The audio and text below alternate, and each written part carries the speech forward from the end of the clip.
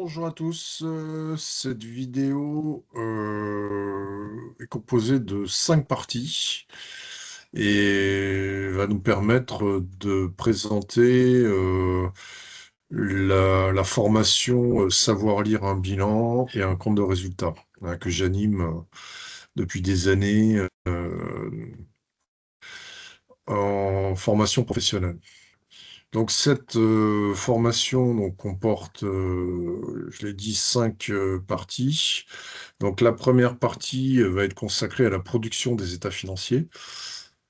La deuxième partie, deuxième séquence pédagogique va être centrée sur les amortissements, les dépréciations, les provisions qui constituent des opérations particulières dont on va avoir besoin en analyse financière.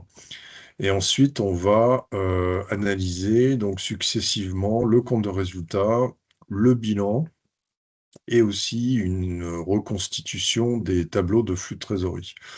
Je dis reconstitution parce qu'en fait, c'est pas véritablement les TFT. On va dire, c'est une estimation des TFT obtenue à partir des bilans. Espèce de reconstitution, en fait.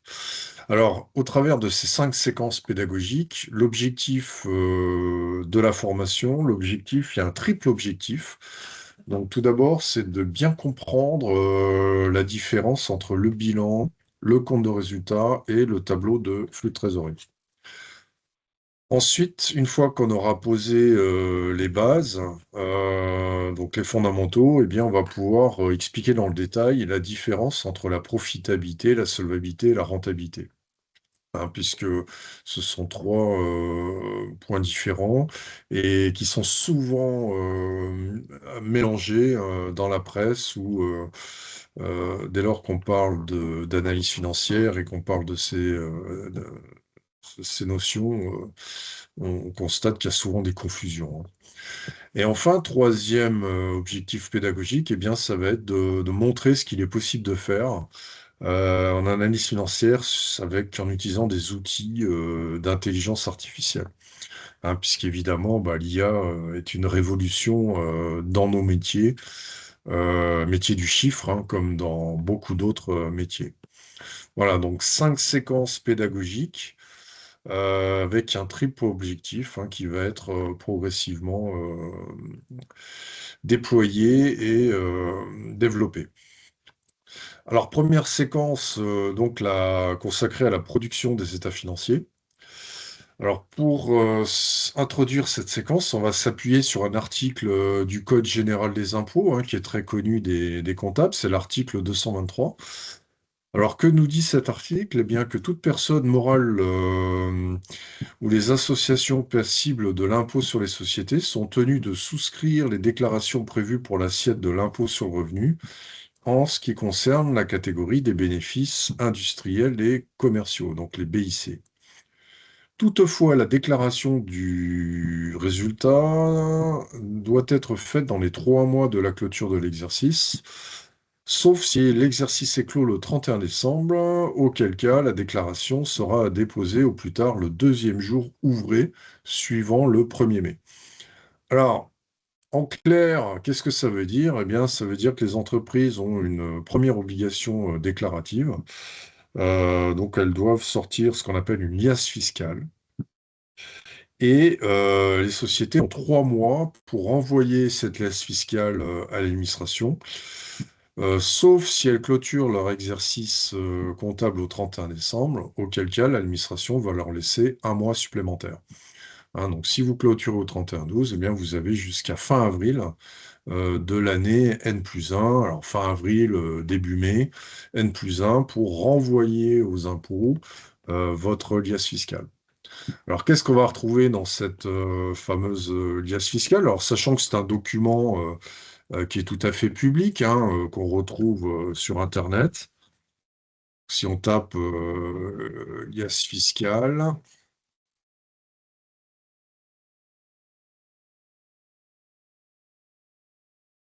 on va tomber sur le site des impôts, ici. Et voilà, ici, on va pouvoir télécharger le millésime 2026. Vous voyez, donc c'est comme le bon vin, chaque année, il y a un nouveau millésime. Donc ça, c'est ce qu'on appelle l'alias du régime réel. Donc c'est les imprimés, oui, à partir du 2050. Donc 2050, 2051, c'est le bilan de l'entreprise. Ensuite, on va retrouver le compte de résultat, donc qui va être décomposé lui aussi donc deux imprimés, les imprimés 2052 et 2053.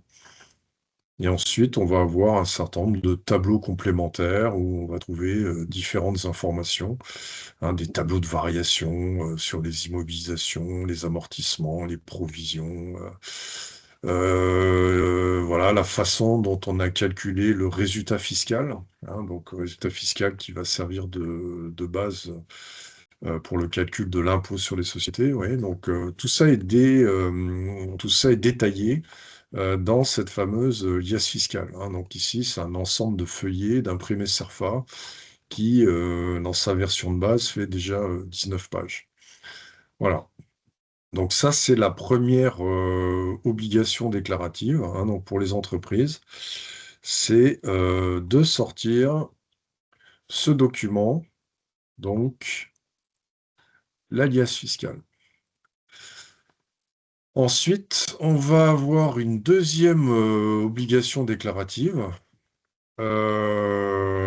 C'est l'article L123-12 du Code de commerce. Alors, que nous dit cet article? Il nous dit que toute personne physique ou morale ayant la qualité de commerçant doit procéder à l'enregistrement comptable des mouvements affectant le patrimoine de son entreprise. L'entreprise doit contrôler par inventaire, au moins une fois tous les 12 mois, l'existence et la valeur des éléments actifs et passifs de son patrimoine. Enfin, l'entreprise doit établir des comptes annuels à la clôture de l'exercice au vu des enregistrements comptables et de l'inventaire. Ces comptes annuels comprennent 3 documents obligatoires, à savoir le bilan, le compte de résultat et une annexe. Ils forment un tout indissociable. Alors cet article du Code de commerce est très intéressant parce que en fait, il est déjà beaucoup plus simple à comprendre que l'article 223 du Code général des impôts.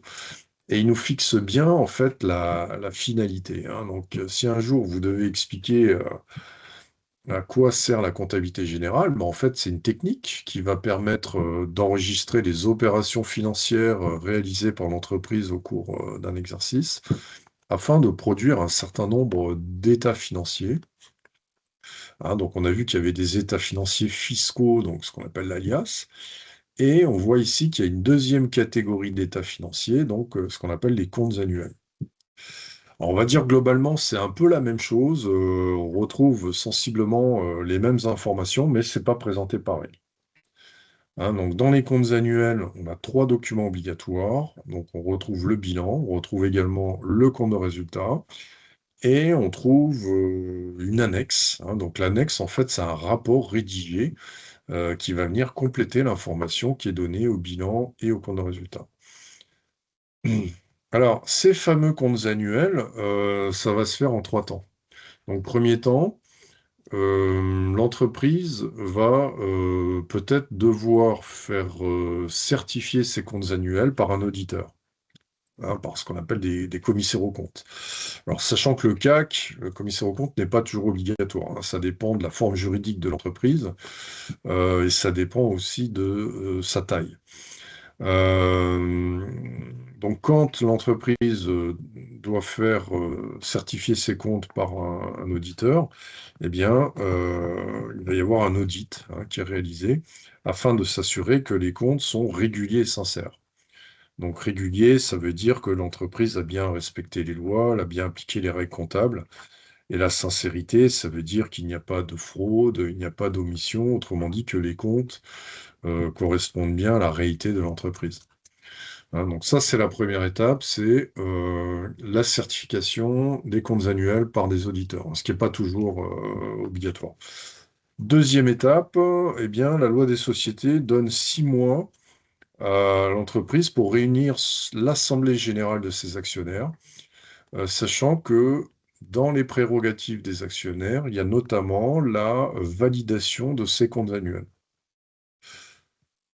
Et enfin, troisième et dernière étape, à partir du moment où les comptes ont été validés par les actionnaires, eh bien, ces comptes doivent faire l'objet d'un dépôt au greffe du tribunal de commerce, hein, sachant que la loi vous donne un mois supplémentaire, maximum au plus tard, pour déposer les comptes au greffe.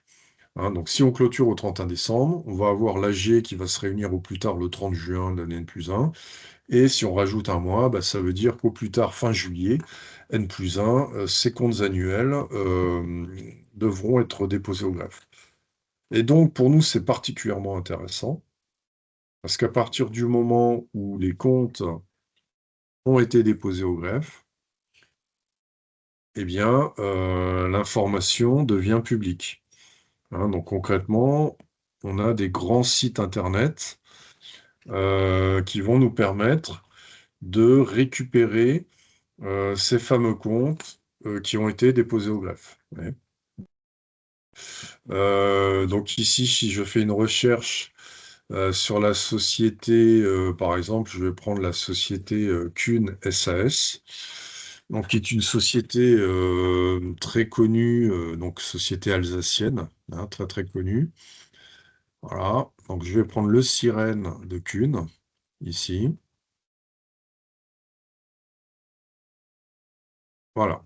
Et donc, je vois apparaître ici, donc ces fameux comptes annuels. Vous voyez, donc en fait, ici sur le PDF, on va pouvoir récupérer ce qui est déposé au greffe. Vous voyez. Donc on retrouve bien,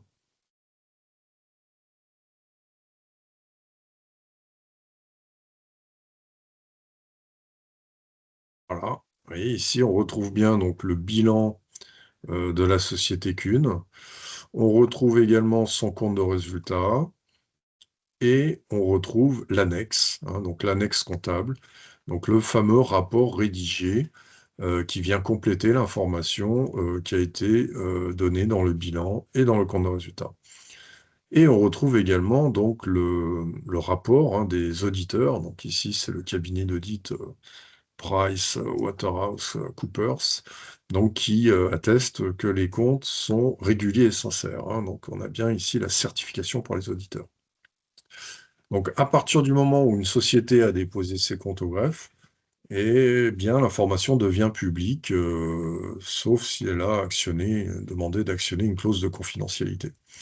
Et à côté de ces PDF, eh bien, on retrouve également les premiers imprimés de l'alias fiscal, hein. C'est-à-dire que ici, le site Papers reconstitue en fait les premiers imprimés CERFA. Ouais, donc on retrouve le bilan avec l'actif, le passif, on retrouve le compte de résultat ici, et puis on retrouve des tableaux complémentaires. Donc c'est tout à fait intéressant. Hein. Donc si on résume, les sociétés ont une double obligation déclarative. Hein. On va dire si par hypothèse, comme Kuhn, on clôture notre exercice comptable au 31 décembre, bah, on a 4 mois pour envoyer la liasse fiscale aux impôts. Et ensuite, on a 2 mois supplémentaires pour réunir l'assemblée générale, faire valider les comptes annuels auprès des actionnaires et ensuite effectuer un dépôt de ces comptes annuels au greffe. Hein.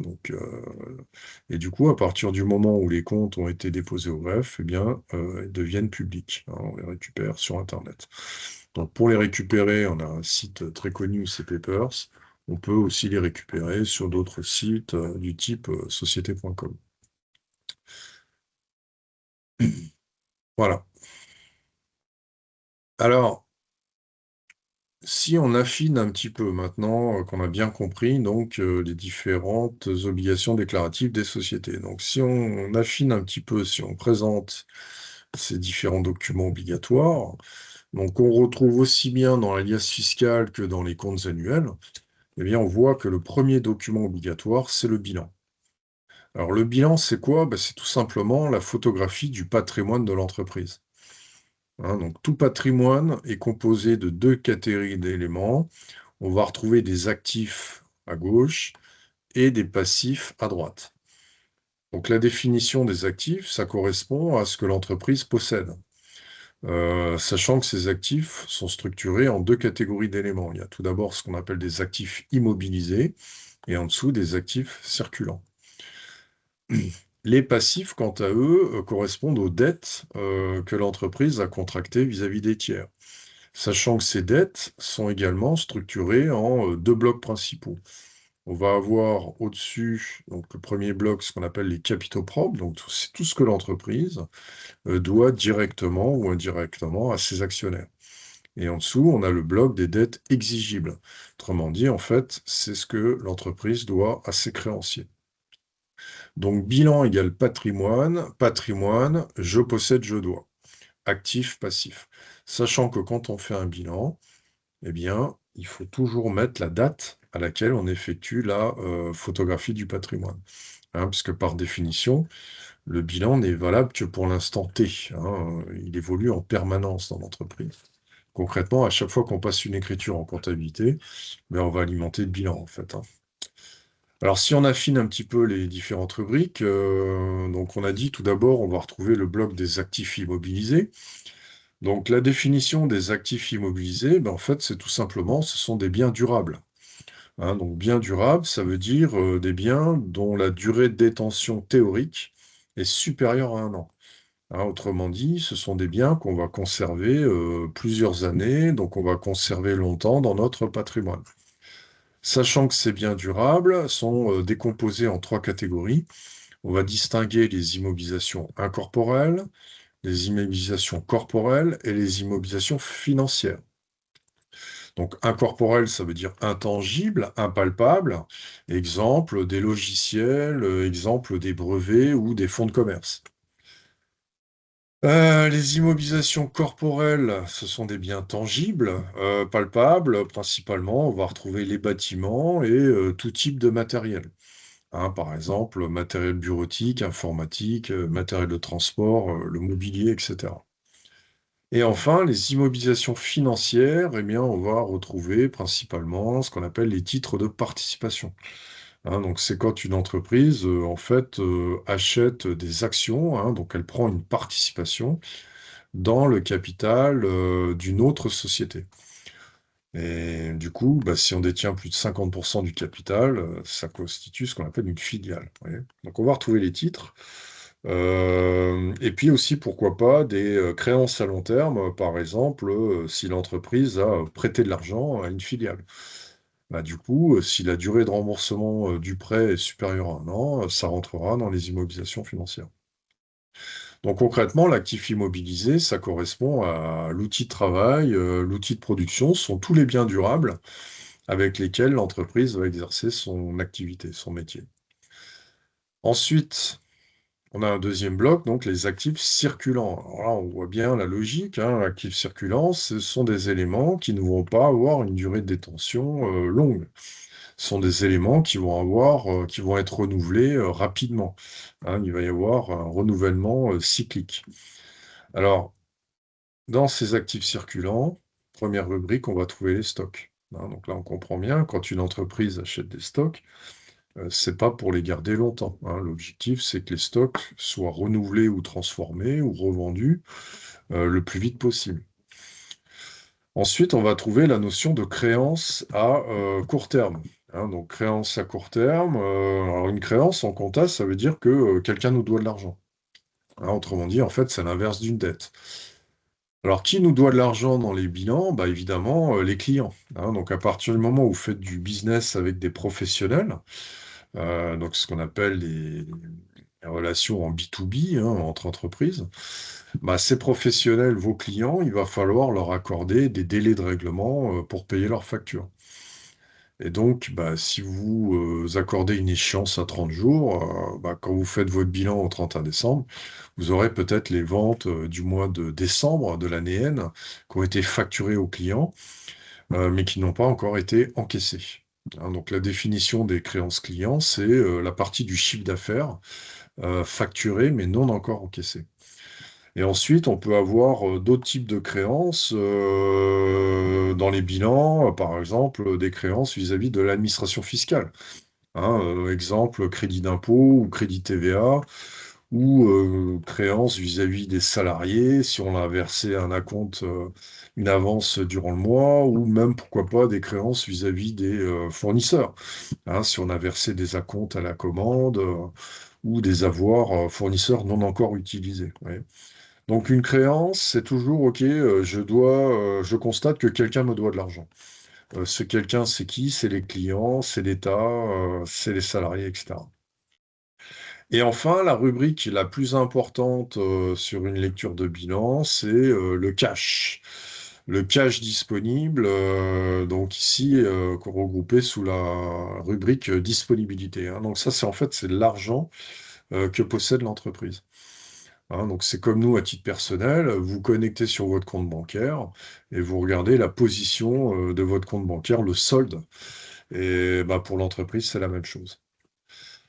Voilà, donc tout ça constitue des actifs. Alors, en comptabilité, la définition d'un actif, c'est soit du cash, hein, donc soit de l'argent, ou bien quelque chose qui va vous rapporter de l'argent.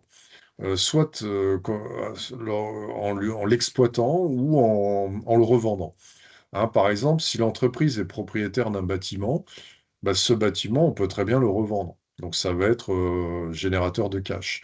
Ou on peut très bien le louer, hein. Donc là encore, ça va nous permettre de gagner de l'argent. Donc c'est ça un actif, hein. C'est un élément qui va vous faire gagner de l'argent. Soit quant à son exploitation ou à sa revente. Très bien, donc ça c'est la partie gauche du bilan. Maintenant, la partie droite, on a dit le passif, on va recenser les dettes, hein. Donc tout ce que l'entreprise doit au tiers, en fait. Donc premier bloc, les capitaux propres. Donc comment ça fonctionne, les capitaux propres? Eh bien, ici, vous avez une première rubrique, donc ce qu'on appelle le capital social. Donc imaginez, vous créez une société au capital social d'un montant de 30 000 euros. Donc concrètement, bah, les actionnaires, vous, personne physique, vous allez faire un chèque, vous allez apporter de l'argent à votre entreprise, personne morale. Et votre entreprise va encaisser cet argent. Donc ça va alimenter les disponibilités de la société, hein. Donc concrètement, les 30 000, ils vont apparaître, on va les inscrire ici à gauche. Mais en contrepartie, nous, en comptabilité, on va constater que la société, personne morale, a une dette vis-à-vis de ses actionnaires.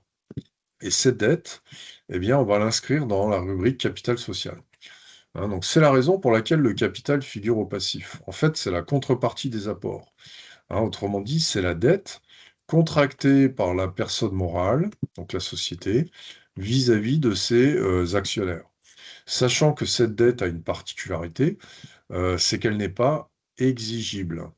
Donc, exigible, ça veut dire quoi? Ça veut dire qu'à aucun moment, les actionnaires ne peuvent exiger de l'entreprise qu'elle rembourse l'argent qu'ils ont investi dans la société, hein. Autrement dit, qu'elle rembourse le capital social.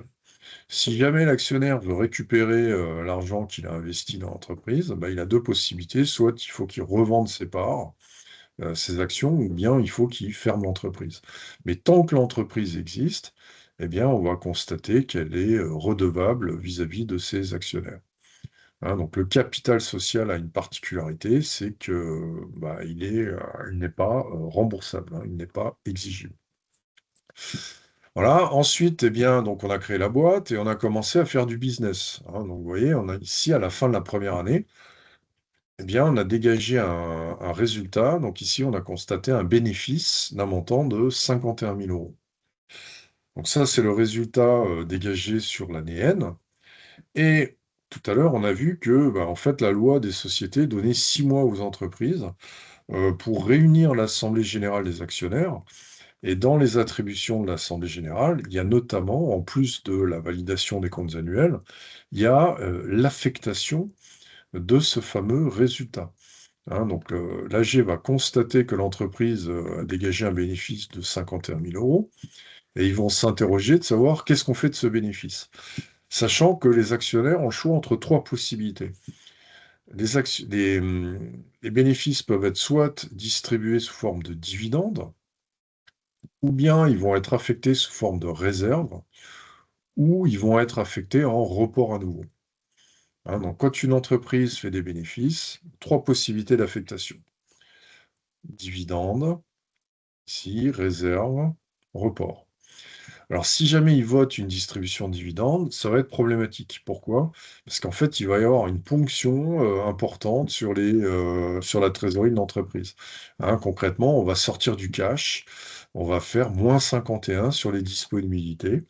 Hein, en fait, on va rémunérer les actionnaires. Donc, la banque va passer de 69 à 18. Ouais. Et du coup, le résultat, lui, passera à zéro. Alors ça peut être problématique, notamment sur des petites sociétés en phase de démarrage. Ouais.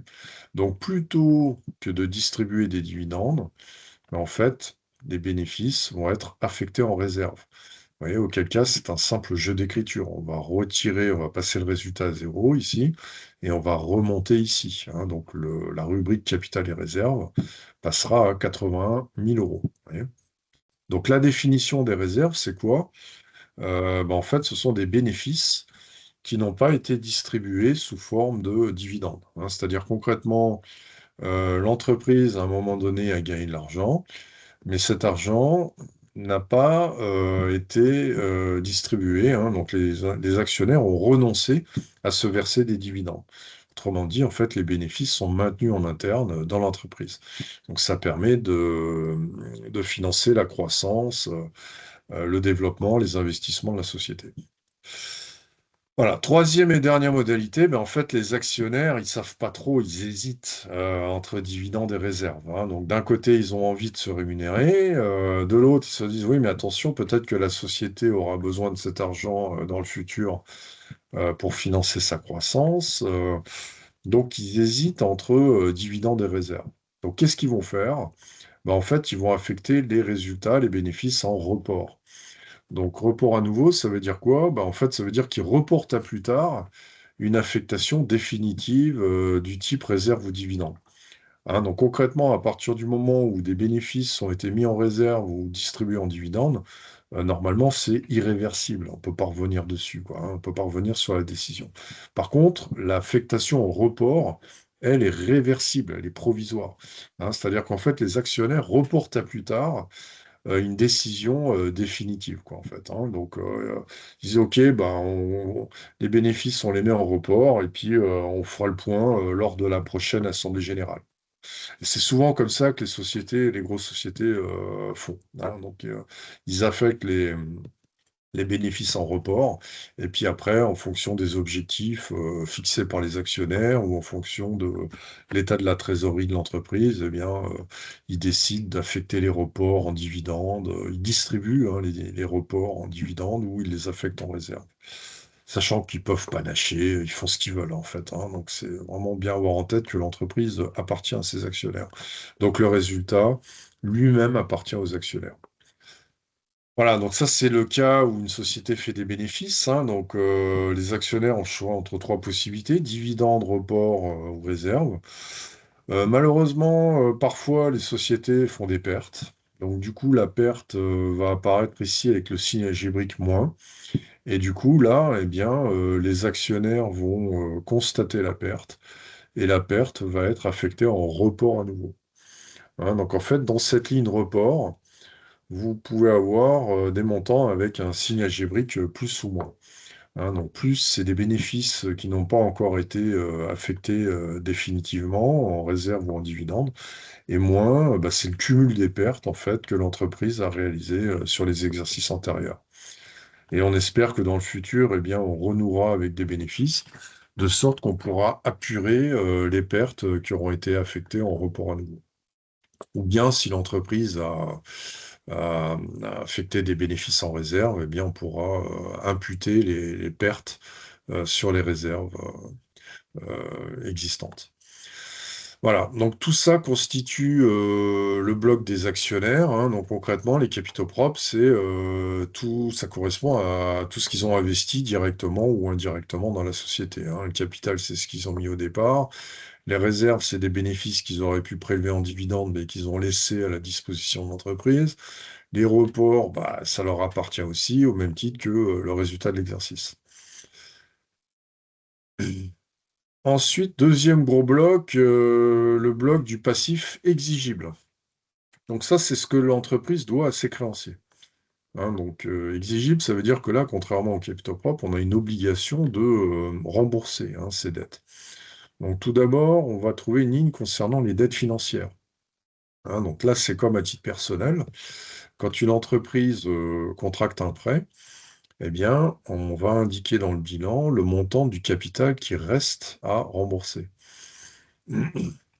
Ensuite, on va retrouver les dettes fournisseurs. Donc ça correspond à des achats qui ont été réalisés sur la période et qui n'ont pas encore été payés. Et enfin, dans les dettes diverses, eh bien, on va retrouver notamment les dettes fiscales ou les dettes sociales. Hein, donc tout ce que l'entreprise doit à l'administration, par exemple la TVA ou l'impôt sur les sociétés.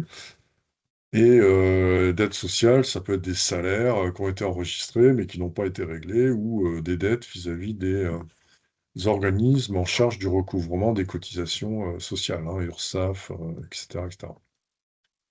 Voilà. Donc deux gros blocs au passif, donc les capitaux propres d'un côté, les dettes exigibles de l'autre. Et entre les deux, on a une ligne intéressante, ce qu'on appelle les provisions pour risque. Alors les provisions pour risque, c'est l'application d'un grand principe en comptabilité, c'est ce qu'on appelle le principe de prudence. Hein, alors que nous dit le principe de prudence? Eh bien en fait, à la clôture de l'exercice, les comptables doivent faire une estimation du montant des pertes futures. Hein, donc ils font une projection dans l'avenir et ils s'interrogent de savoir est-ce qu'il n'y a pas des événements qui vont entraîner des sorties de cash dans le futur. Ouais. Par exemple, si l'entreprise est engagée dans un procès ou si elle est engagée dans un prud'homme ou si elle est engagée dans un contrôle fiscal, un contrôle URSSAF, eh bien toutes les dépenses futures en application du principe de prudence doivent être obligatoirement provisionnées. Alors, les provisions, pourquoi ça figure entre les capitaux propres et les dettes exigibles? Eh bien, parce que déjà, les provisions ne constituent pas un passif certain. Provision, il y a toujours une incertitude. Incertitude quoi, quant à la réalisation de l'événement. Un procès, on peut le perdre, mais on peut aussi le gagner. Vous voyez. Ou une incertitude quant au montant, c'est une estimation, c'est pas forcément très précis ou une incertitude quant à l'échéance, hein. Concrètement, on ne sait pas précisément quand il faudra payer, hein. Donc ça, c'est la différence entre une provision et une dette, exigible. Dette exigible, il y a aucune incertitude, hein. On connaît précisément le montant du passif, on connaît l'échéance, et on a une obligation, hein. On ne peut pas se soustraire à cette obligation. Provision, il y a toujours une incertitude. Deuxième différence, la provision, c'est un passif futur. Hein, on l'a dit, c'est une projection dans l'avenir, alors que les dettes exigibles, c'est un passif qui est déjà, l'événement s'est déjà produit. Hein. Là, on enregistre des opérations antérieures. Donc l'échelle de temps n'est pas la même. C'est la raison pour laquelle, les provisions ne figurent pas dans les dettes exigibles, hein, donc pour, ces 2 raisons et ça s'apparente un petit peu à des réserves. Vous voyez? Donc c'est pour ça que c'est entre les capitaux propres et les dettes exigibles, hein. Autrement dit, en fait, on a, diminué, le résultat de l'exercice. En toute légalité, on a mis de côté une partie du bénéfice de l'entreprise, hein. Donc c'est ça le principe de prudence. C'est on ne veut pas distribuer des dividendes aux actionnaires en assemblée générale parce que peut-être qu'on aura besoin de cet argent dans le futur, hein. Donc on met de côté, on planque en toute légalité une partie de notre résultat, on se fait un pécule. Comme ça, si dans le futur, eh ben, on est condamné, ben, normalement, on aura la trésorerie correspondante dans l'entreprise parce qu'elle n'a pas été distribuée aux actionnaires. Hein, donc les provisions s'apparentent un peu à des espèces de réserves, mais ce sont des réserves qui sont réversibles, hein. Donc on pourra effectuer des reprises sur provision, alors que bah, les réserves, les véritables réserves, elles, normalement, sont irréversibles. Voilà. Donc, si on reprend pour conclure, bilan, on a dit bilan égale patrimoine, hein. Donc, patrimoine actif, passif, je possède, je dois. Donc, je possède quoi? Des actifs immobilisés ou des actifs circulants. Quelles sont les dettes? Ben, qu'est-ce que je dois aux actionnaires? Qu'est-ce que je dois aux créanciers? Et entre les deux, quelles sont les provisions futures? Dernier point, on voit qu'un bilan est toujours équilibré, hein, donc on a toujours l'égalité entre les actifs et les passifs, hein, donc ça c'est gravé dans le marbre, hein. Si un jour on vous donne un bilan qui n'est pas équilibré, bah, il y a un problème en fait, hein. Alors, ce qu'on peut parfois trouver, hein, ce qui est assez drôle, si vous prenez la société, on va chercher les comptes de la société Carrefour Hypermarché. Ah, on va prendre l'exercice 2023. Voilà, donc ici, on retombe bien sur nos comptes annuels. Et là, Carrefour est sympa parce qu'en fait, par simplification, ils mettent directement l'extrait de leur liasse fiscale, hein. Donc, ils s'embêtent pas. Enfin, je crois qu'ils le font d'ailleurs en dessous, mais ils nous donnent un extrait de la liasse, donc c'est sympa. Donc ça, c'est ce qui est parti à l'administration. Donc on retrouve le bilan de Carrefour à la fin de l'exercice 2023. Donc ici, le total du net s'élève à 4 305 203 913 euros. Et évidemment, ce montant à l'euro près doit correspondre à celui qui figure au passif. Et là, on constate que ce n'est pas le cas, hein. Donc 4 305 149 576. Donc là, c'est très étonnant, hein, puisque le bilan de Carrefour Hypermarché n'est pas équilibré. Ouais. Donc il y a un souci là. Mais à part chez Carrefour, normalement, par définition, un bilan doit être toujours équilibré. Ouais. Ça, c'est une règle d'or.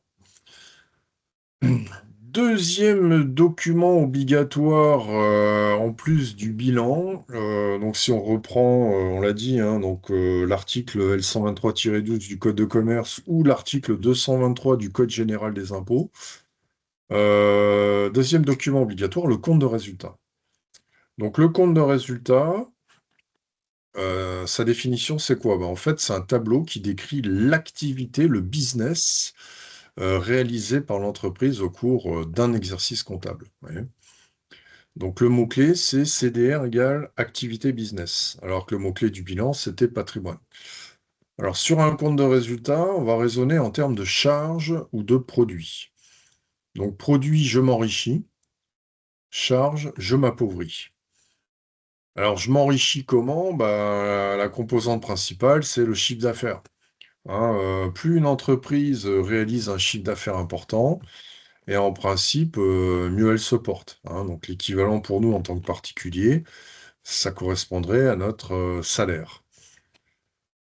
Et du côté des charges, eh bien, c'est toutes les opérations, donc toutes les dépenses en fait, hein, de la vie de tous les jours. Alors, sachant que ce compte de résultat, eh bien, il va être décomposé en trois rubriques, trois catégories. On va distinguer tout d'abord toutes les opérations d'exploitation, hein. Donc, les opérations d'exploitation, en fait, ça correspond au métier de base. Donc là, on va aller voir dans les statuts. On a toujours un article qui concerne l'objet social, hein. Donc, l'objet social, en fait, c'est la raison pour laquelle l'entreprise a été créée. Donc, à partir du moment où une opération rentre dans son métier de base, eh bien, ça relève du premier niveau d'activité, donc qu'on appelle l'exploitation. Deuxième niveau d'activité, les opérations à caractère financier, hein. Donc là, on comprend que c'est plus la même nature d'activité, hein. Donc là, c'est concrètement, bah, c'est des sociétés qui ont de l'argent, qui ont du cash, et qui vont essayer de faire fructifier cette trésorerie. Donc, on va faire des placements, on va investir en bourse, ou on va prendre des participations dans le capital d'autres entreprises. Du coup, on pourra toucher éventuellement des dividendes en fin d'exercice, hein. Donc tout ça constitue des produits financiers. Et à l'inverse, des charges financières, bah, peut-être qu'on a contracté des prêts bancaires. Et du coup, bah, c'est comme à titre personnel, hein, quand on rembourse un crédit, il y a deux choses, il y a du capital et il y a des intérêts.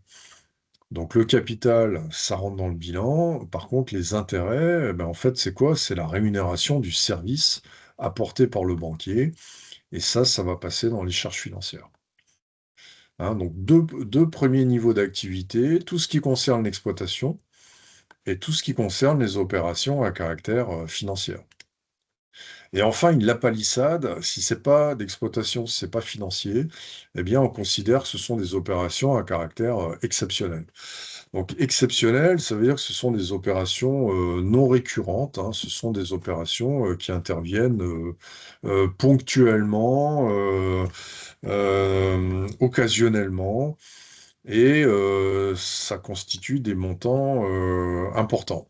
Vous voyez, alors sachant que bah, il y a eu une réforme en 2025 dans le plan comptable général, et du coup maintenant il y a quasiment plus rien qui est traité en exceptionnel, hein. Tout va être remonté soit en exploitation ou en financier. Alors, trois niveaux donc d'activité, le business de base, l'exploitation, les opérations financières et enfin les opérations exceptionnelles. Et du coup, après, bah, qu'est-ce qu'on va faire? On va faire les totaux, hein, tout simplement. Donc, s'il y a plus de produits que de charges, on va sortir un bénéfice. Et s'il y a plus de charges que de produits, on va sortir une perte. Hein, et du coup, on comprend pourquoi ce document s'appelle compte de résultat. Hein, donc, le compte de résultat, le CDR, c'est un tableau qui permet de calculer le bénéfice ou la perte que l'entreprise a réalisé au cours d'un exercice. Et en plus de calculer ce résultat, eh bien, on va pouvoir on va pouvoir comprendre de quel niveau d'activité il provient. Hein. Est-ce que ça provient du métier de base, donc des opérations d'exploitation, ou est-ce que ça provient d'opérations financières ou d'opérations à caractère exceptionnel? Hein, donc le CDR nous permet déjà de faire une petite analyse, hein, pour essayer de comprendre. En fait, on voit ici que le bénéfice, c'est un peu l'arbre qui cache la forêt, quoi, hein. C'est la partie émergée de l'iceberg. Ce qui est important, c'est comprendre sa formation, de quel type d'activité ça provient. Voilà, donc ça, c'est l'objectif du CDR, hein. Donc on dit souvent aux stagiaires en formation, le CDR, c'est le film de toutes les opérations qu'on a réalisées durant l'exercice, donc dans le cadre de notre métier, ou de nos métiers. Donc vous voyez que le CDR, en fait, c'est calculé sur une intervalle de temps. Donc là, c'est du 1er janvier au 31 décembre. Hein, donc c'est toutes les charges, tous les produits de la période. Donc le CDR, c'est le film, alors que le bilan, lui, c'est la photographie instantanée du patrimoine. Hein, donc c'est l'état de ce que l'on possède ou ce que l'on doit en date du 31/12. Voilà, et enfin, eh bien du coup, ce fameux résultat, donc ce bénéfice ou cette perte, qu'on a calculé par différence entre les charges et les produits de la période, eh bien ensuite, on va le reporter dans le bilan, dans la rubrique résultat de l'exercice. Hein, donc avec le signe algébrique plus ou moins. Donc plus si c'est un bénéfice, moins si c'est une perte. Alors pourquoi on l'affecte dans les capitaux propres? Ben, on a bien compris tout à l'heure que le résultat appartient aux actionnaires. Hein, donc c'est eux qui vont décider de son affectation lors de l'Assemblée générale. Hein, donc c'est la raison pour laquelle on inscrit le résultat de l'exercice dans les capitaux propres. Ça, ce sont les deux documents principaux dans nos comptes annuels et aussi dans notre liasse fiscale, hein, donc bilan CDR. Et pour terminer cette première séquence, parfois, en plus des comptes annuels et de la liasse fiscale, eh bien, les sociétés doivent sortir des documents financiers complémentaires, notamment ce qu'on appelle le tableau de flux de trésorerie, le TFT. Alors ça, c'est obligatoire pour les entreprises qui présentent ce qu'on appelle des comptes consolidés, hein, donc c'est des comptes groupes, mais aussi pour les sociétés qui d'une certaine taille, notamment quand l'entreprise atteint un chiffre d'affaires de 18 millions d'euros ou qu'elle atteint un effectif salarié de 300, eh bien, en plus de ses comptes annuels et de sa liasse, elle a l'obligation de sortir notamment ce fameux tableau de flux de trésorerie. Alors, le tableau de flux de trésorerie, c'est un document très, très, très pertinent et très intéressant à analyser. Donc, sa définition, en fait, c'est un tableau qui permet d'analyser la variation de trésorerie. Hein, donc, l'évolution de la trésorerie sur une période. Ouais. Donc, ici, en fait, dans l'exemple, on a commencé l'année avec une trésorerie à 64 000 euros.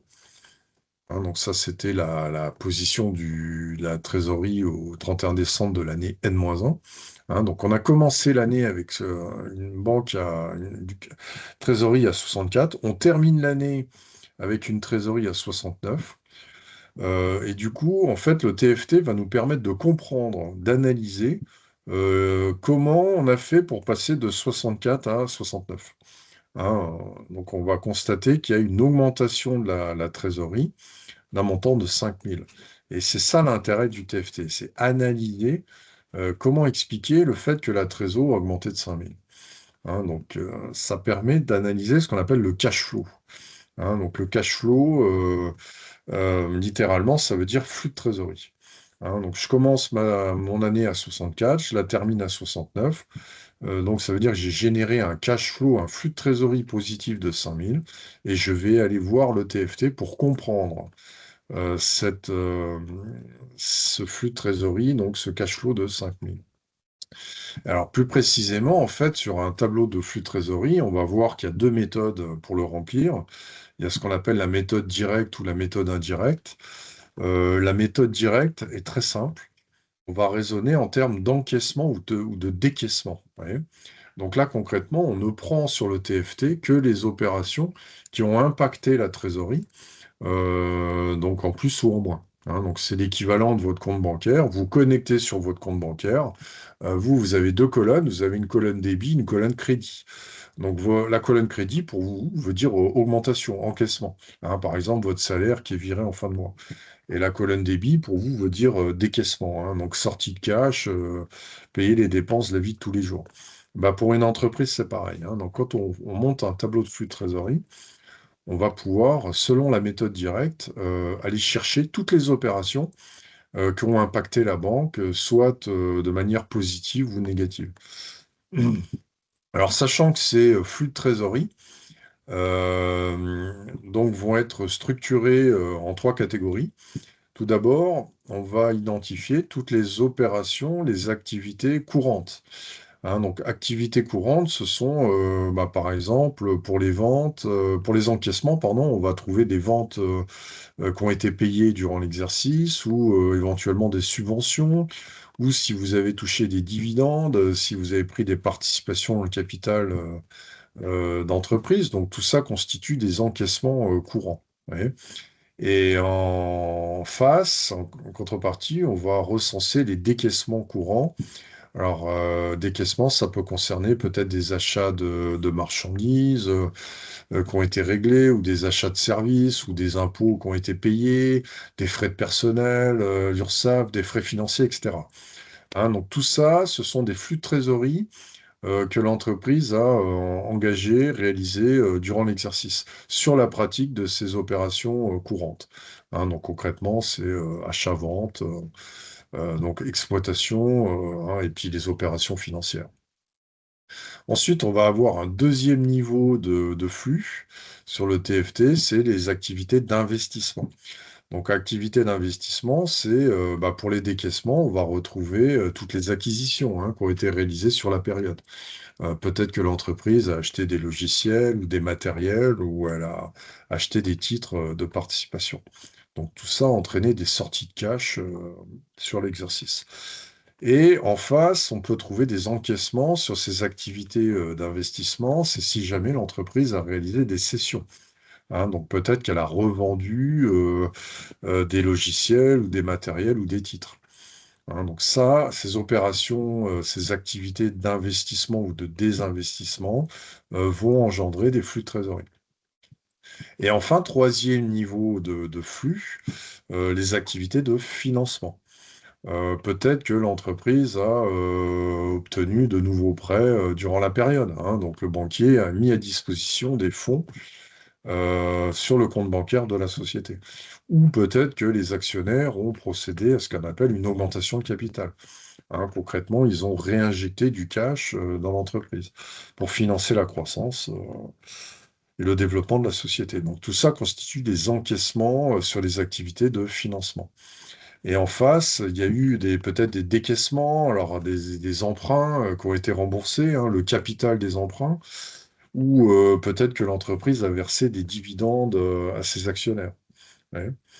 Et du coup, on va faire la synthèse de toutes ces opérations donc, qui ont impacté la trésor au cours de la période, hein. Ouais, donc on va faire le total des décaissements, que ce soit des décaissements courants, d'investissement ou de financement. Donc ici, on arrive à un total de 94 000. Et en face, on fait la synthèse de tous les encaissements, hein, que ce soit des encaissements qui proviennent d'activités courantes ou d'activités de désinvestissement ou d'activités de financement. Donc, il y a 80, dans l'exemple ici, il y a 99 000 d'encaissement pour 94 de décaissement. Donc, eh ben, on retombe bien sur le cash flow de 5 000 euros, hein. Autrement dit, en fait, l'entreprise a généré un flux de trésorerie d'un montant, donc flux de trésorerie positif d'un montant de 5 000. Hein, si j'encaisse 99 sur la période alors que je décaisse 94, bah, au final, ça veut dire, j'explique pourquoi ma trésorerie a augmenté de 5 000 euros, hein, entre le 1er janvier et le 31 décembre. Donc le TFT, ça sert à ça. C'est vraiment un document très intéressant qui permet d'expliquer l'évolution de la trésorerie, hein, sur une période. Comment expliquer le fait que la trésor, elle augmente ou elle diminue sur un exercice, en fait. Donc, en conclusion, pour terminer cette première séquence, eh bien, on va avoir un premier document central très important, donc le bilan.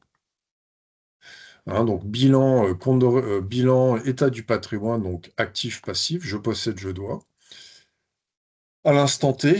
Et on va avoir deux documents complémentaires qui vont nous expliquer, qui vont nous donner du détail sur des rubriques du bilan. Hein, donc on a le compte de résultat. Donc ici on a dit, OK, je fais un bénéfice sur l'année de 51 000 euros. Et pour comprendre la formation de ce bénéfice, de ce résultat, je vais aller voir le compte de résultat. Hein, donc il recense toutes les charges ou tous les produits de la période. Et je vais pouvoir expliquer pourquoi je termine l'année avec une trésor de 69 alors que j'avais au 1er janvier 64. Donc pour pouvoir expliquer l'évolution de la trésor sur la période, eh bien, je vais aller voir le TFT, hein. Donc le TFT nous permet de retracer le film, hein, comme on l'a dit, de toutes les opérations qui impactent la trésorerie. Voilà, donc ça, c'est vraiment tout à fait intéressant parce qu'en fait, on voit que bah, en fait, l'information financière, elle va être structurée autour de ces trois documents, hein. Donc, bilan, on raisonne actif-passif, je possède, je dois. Compte de résultat, on raisonne charge-produit, je m'enrichis, je m'appauvris. Et tableau de flux de trésorerie, encaissement-décaissement, d'où vient l'argent, à quoi il a servi en fait, hein. Alors, sachant que le bilan est un document statique, donc c'est la photographie du patrimoine à l'instant T, donc ici 31 décembre, alors que les deux autres documents sont des documents dynamiques, hein. Donc le TFT, ça porte bien son nom, c'est les flux de trésorerie que l'entreprise a engagés, réalisés au cours de l'année, hein. Donc c'est du 1er janvier au 31 décembre. Et pareil pour le compte de résultat, c'est un document dynamique. Ce sont les flux de charges ou de produits de l'année, hein. Toutes les charges, tous les produits qu'on a engagés sur la période.